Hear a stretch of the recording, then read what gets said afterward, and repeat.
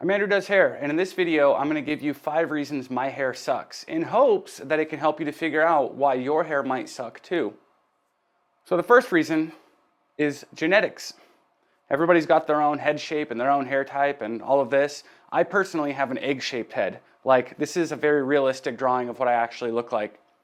And knowing that I have a very tall, narrow head, I can't really take the sides of my hair too short, because when I do, while it is convenient because it's nice to not have to think about the sides of my hair at all, and it is on trend, it makes my head look so much taller and more narrow. It just doesn't fit. It's a classic case of the wrong cut for the wrong head. So I just don't look good with a fade. I try it like once or twice a year, and every time I like it for a day, and then I just start feeling like Homer Simpson with this tall, narrow head. I also have a receding hairline, as I pointed out in a previous video, and this means that I can't really do any slick back haircuts, and I can't really do any pumps. I just don't have enough material there to work with. So I'm very limited just based on the kind of hair that I have. And now, while you might not have the same limitations that I have as far as your head shape and your hair type goes, you might have your own limitations. And so you could have sucky hair just because it can't do certain things. This puts us into a little box. As I talked about in a previous video about receding hairlines, it takes away certain options if you have specific characteristics like a tall, narrow head, or like a receding hairline, or like my hair is very, very straight. It's kind of fine and it's very, very straight. It's a little bit on the dense side except for right here.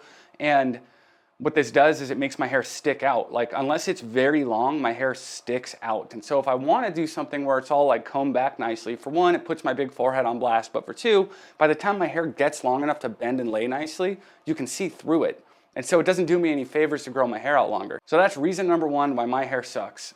The second reason my hair sucks is that my own tastes don't align with last year's trends or 5 years ago's trends or whatever the kids are doing today that they've been doing since 2014. I say that kind of bitterly because when people are shocked that I don't have like a slick back haircut with shaved sides, I'm like, dude, that's been done, that is out. Like, it has reached maximum capacity, but it is very popular. And so I know very dang well what's popular. It's my job. It's what I ingest 24 hours a day. If I'm not at work touching hair and working on hair, I'm on my phone looking at hair. I know all about the hair trends. I'm not like oblivious to it. My hair doesn't look like this because I don't realize that it's not cool. I know what is cool. I know what is fashionable. I know what's popular. But I want to say some things here that might ruffle some feathers and a lot of people might disagree with. But fashion is essentially when you see somebody cool do something and it's accepted and it's safe to do, and so you copy it. And so when David Beckham has like the latest cool hairstyle and you copy it, that's fashion. Style is what you say about yourself without opening your mouth. And style doesn't necessarily have to be likable by everybody, and it doesn't necessarily have to be popular. But what style is when you find something that works for you based on your own tastes and based on your own values. So when some people look at hair, they'll see that it's not fashionable and automatically they go, oh, that's bad hair. That's not the latest fashion.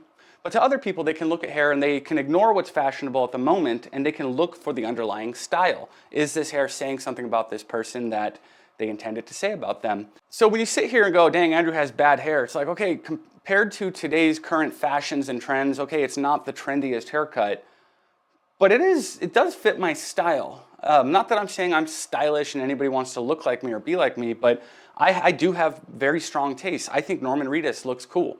I think Liam Gallagher has cool style. I think Nick Cave has really cool style. None of these guys are popular or trendy. It's not like, oh, I think David Beckham has cool style. Okay, duh, he has popular, fashionable style. But there's a huge, giant gap between popular and fashionable and just stylish. Like, you can be stylish without being popular and fashionable. So as I said, I freaking know what's fashionable. I know what's trendy right now, but it doesn't have any effect on what I think is actually cool and what I actually look at and go, dang, that's a neat look right there. I think too many people get hung up on trying to be fashionable and just copy whatever the latest cool thing is. And then it kind of stunts our growth as creatives. Like, we don't do things that are outside the box because we're afraid to not do what's trendy because someone might think it's bad hair since it's not fashionable hair. Number 3, after working with hair for years, I started to realize how important hair can be or doesn't have to be. When I first started doing hair, I put a ton of effort into my own hair. I always made sure that it was cut, colored, and styled to the best of my abilities. And after a while, putting so much effort into my own hair and then putting so much effort into many, many clients' hair, I started to realize something. You see, I had always thought, and I feel like most barbers and hairstylists think this, and most people might think this, that the ultimate goal for everybody is better hair. Like everybody can benefit from better hair. And while yes, there is like proven studies that being more attractive or more well-groomed can absolutely help you, like maybe to get that job interview or maybe to get the attention of your future wife or whatever. But I started to realize that there were people out there who were very successful, very happy, and didn't have good hair. I started to, and it sounds really bleak and weird and like anti-hairdresser when I say that, but what we do is not universally important. It's only really important to people who make it really important. And so I started to realize that like you can do amazing things with more or less mundane hair. You don't always have to strive for the latest and greatest, coolest, fashionable hair if you want to get ahead. And while I mentioned, yes, it's been proven that if you're like groomed better and more styled, people like favor you a little bit more. That's a thing, it's a real thing. But at the same time, you can be a style icon and go down in history as like one of the most stylish people ever and have a mundane haircut. There's nothing flashy going on there. You can be an absolute titan of the fashion industry and have a relatively straightforward basic haircut. You can run a country and have bad hair. So I started realizing like, oh my gosh, this pursuit of better hair isn't a universal need for the world. It's only as important as our clients think it is. And so on one hand, you know, I could look at that really sadly and bleakly and go, oh, what I do doesn't matter. But it's actually helped me a lot in my career because I used to think everybody that came in probably wants the latest and greatest cool haircut because everybody wants cooler hair. But what this mindset has caused me to do is be more in tune with each client's personal needs and requirements for their hair. Some people need flashy, edgy, loud hair, and it will benefit them and make them feel better and make their life cooler somehow. But other people don't need that. Some people just need basic hair. And so when I had that realization, that really changed for me. And I stopped thinking that like, oh, the coolest, latest, greatest hair is gonna solve my problems, because here's a secret, it won't. I could put all the effort into my hair to have the coolest hair you've ever seen on YouTube, and it wouldn't change anything for me. I might get a like or a compliment, but what's that gonna change in the end? I'm doing what I like to do. My work is fun. So somewhat related to this point, based on the importance of good hair being very subjective, number 4 is that I'm in the business of doing good hair, not in the business of having good hair. See, for a long time I had kind of beef with YouTube. I didn't like YouTube, and I really reluctantly got on here and started doing videos like this because the YouTube culture very much favors people who have good hair more so than people who actually know a crap load about hair. I find all these brilliant, phenomenal hairdressers who have like no followings, and then you find somebody with 2 million subscribers and they don't know the first thing about hair, but they just happen to have cool hair. And that always bothered me. But ultimately, as I decided to, okay, fine, I'm gonna get on YouTube, when I started getting like the negative comments like, dude, what's up with your hair? Like, it's not that it hurt my feelings or anything, but what it did is it made me start thinking, well, maybe I should put more effort into my hair just so I get more credibility on YouTube. But ultimately, what I want to do, I don't want to be known as a guy who has cool hair. If somebody has a channel and they're known for just having great hair, like that's cool and all, but that's not what I'm trying to do here. I'm trying to teach about hair. I'm not trying to just say, hey, look how cool I look. And so it's not that important to me to have cool hair. Maybe I could get a little bit more credibility from like the wrong crowd at YouTube who cares too much about that, who won't look past what I look like to hear what I have to say.